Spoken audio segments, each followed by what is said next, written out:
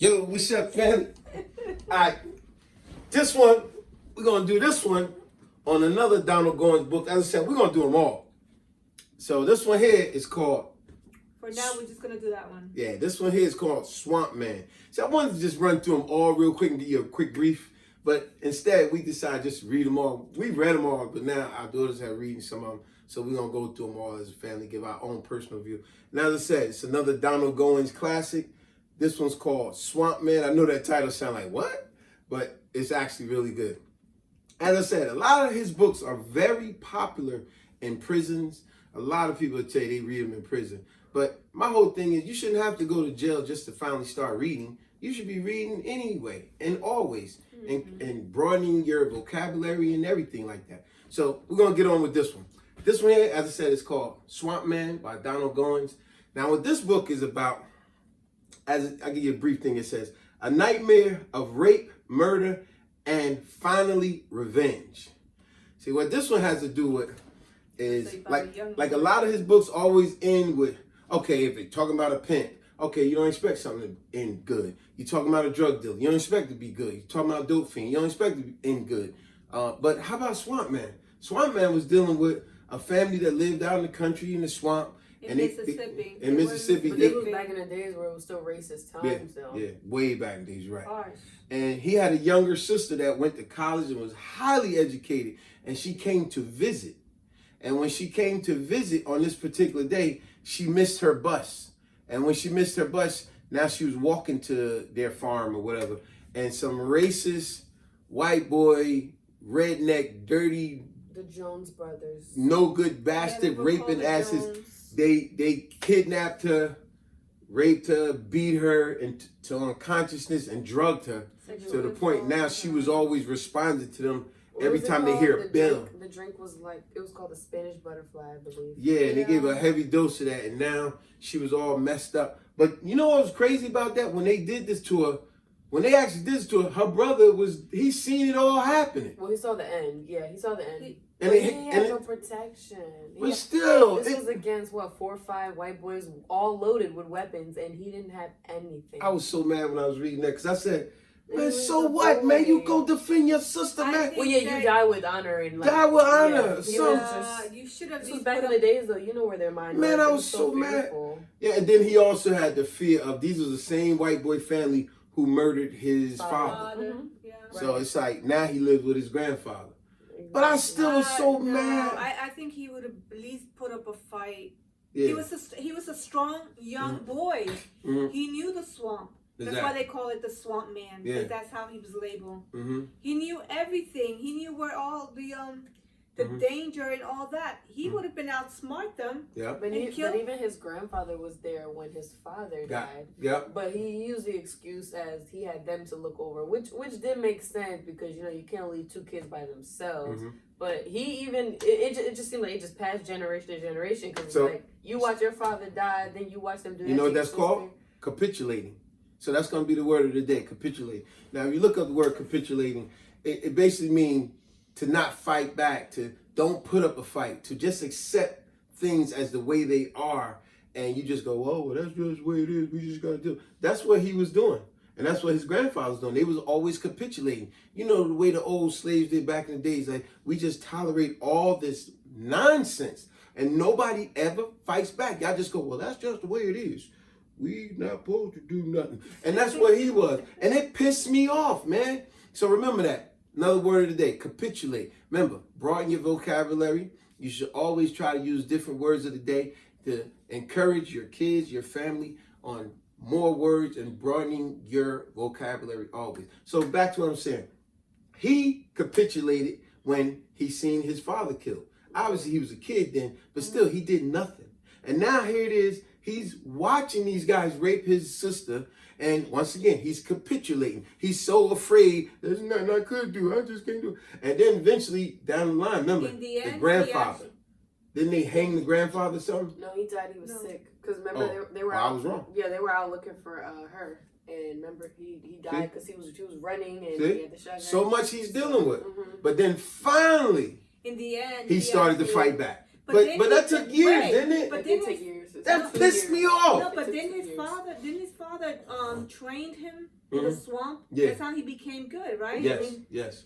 And he took all that the intelligence of how he was brought up. But even the Jones brother, like they gave her this drink called the Spanish butterfly that makes you like hallucinate. It makes you think like a little child. Like, yes. Yeah, she was. Oh no! And they beat her in the head. Yeah.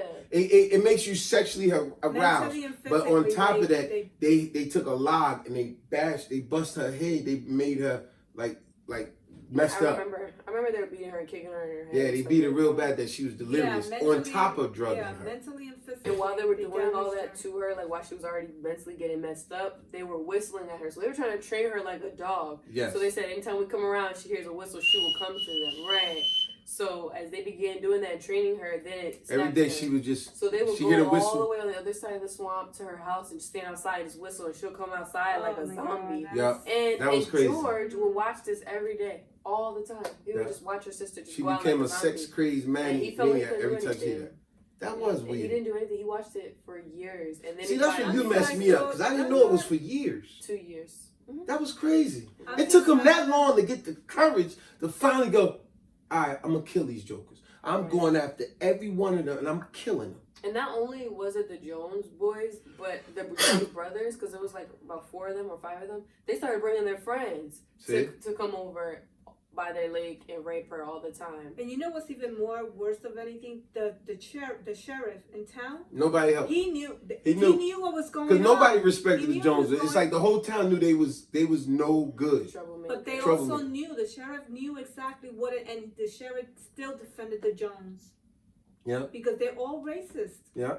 Mm-hmm. Well, the sheriff threatened them at first. You know, he said like, I've been hearing stuff, but let me find out that you did do that. I will put you all away. Mm-hmm. Like trying to act like he's doing his job. But ain't doing. But right, and then in the end, he was wind up being with the Jones brothers by helping them catch George. And they didn't even wind up catching him anyway, because then George wound up killing all of the Jones brothers, but he did get killed by the sheriff. Yeah. So it was good and bad. He got who he needed to get. Yeah. But no, wait. Didn't the young kid, he got bit by a snake or something? No, that was his. See, that's what pissed me off. It's like, damn, the girl was done wrong. Could we finally, Donald Goines, you in a book in some positive way? It's like, even this book, we ain't talking about a dope fiend, a drug addict, a pimp. But this is racism, Daddy. It was not going to It's like, could we finally get retribution? Like, come on, man. It's like, the sheriff wound up killing him. And then the girl, she kind of somewhat hallucinated. She had a mind of a 5-year-old, so he said, stay in the house, I will be back. And what did she do? Second she hears something outside, oh, I'm going outside. Like a little kid, yeah. And she chasing butterflies. Got bit by the cottonmouth snake. She got bit by a snake. She was in quicksand, and that's how she died. Oh, I was so mad, like, damn. We can't have one positive daggone ending. I was so mad. I mean, but you really get yourself into this book. It feels like you're there. I mean, it's just how deep it is. It was some straight racist bullcrap. Even though in the end, even in the end, it's not a good turnout as a positive thing, but you still see that you still enjoy the book because it's so deep and everything. I remember when he first sent me this book, I was in camp. You know, I military camp. I had just finished The Harris Family. So, you know, that was like a great book. That was a positive book. So he didn't tell me what Swamp Man was about, and I had no idea what it was about. So I probably was reading like maybe the first or second paragraph, and I kept seeing the N-word. I'm like, what type of book is this? Like, what kind of book are you giving me? Like, is this some old school book? But it did have your attention, right? But it was making you mad, right? It will piss you off. You read this. It definitely will piss you off. But anything in closing? No. In closing, I would just say I like the book. I mean, I like El Dorado Red better though. But trust me, guys, a whole lot more here. That's good. like the books, but I don't like the ending. Yeah, the ending always be like, damn. And like I said, they come from a group of people and time where everybody just capitulates. So I would put it more with that. In closing, it's sad to say that in that time, a lot of people capitulated. And it's sad to say in this time and day now, 2019, about to be 2020, a lot of people still capitulate. Don't think to fight back, act like they can't fight back. But you got to go with that old saying. I'd rather, think I can finish it? What? I'd rather die fighting than to be begging on my knees or something like that. If I'm wrong, somebody correct me. But you know what I'm saying. Yeah. All this begging on your knees and praying to a God that ain't gonna do nothing for you. Come on, knock it off. You gotta get up and do something, man. Instead of always thinking some imaginary person gonna come out of the sky and solve your problems for you. Stop capitulating. The ending of the book, though, definitely could have been prevented because remember, originally, before he even killed all the brothers, George died because the sheriff killed him when he finally got the chance. But George had the sheriff and his detective in plain sight when he had a shotgun. But he decided, I'm not going to shoot them because in his mind, my problem's not with you. See? But you don't realize they all on the same team. So the first opportunity they get to kill you, that's exactly what they're going to do. So he let them go while he was out for the brothers. And now he finally got the brothers and wanted to turn around and get shot by the sheriff. But you could have took them out and they took you out. So that pissed me off. That's like that saying you say, don't ever leave your enemy behind. From the 48 Laws of Power. Yeah. Like it says, if your enemy, do not even leave a glimmer of a fire, for example.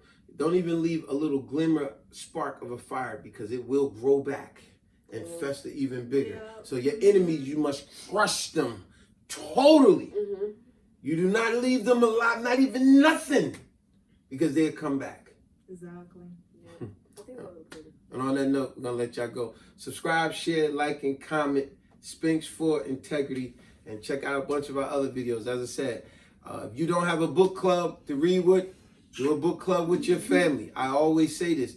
Do a book club with your family. Put the phones down, pick the books up, and read something all together. You'll see that everybody have a difference of opinion that will have a lot more of y'all that y'all can share and talk about and vibe about, and it's be motivational and inspirational. On that note, peace.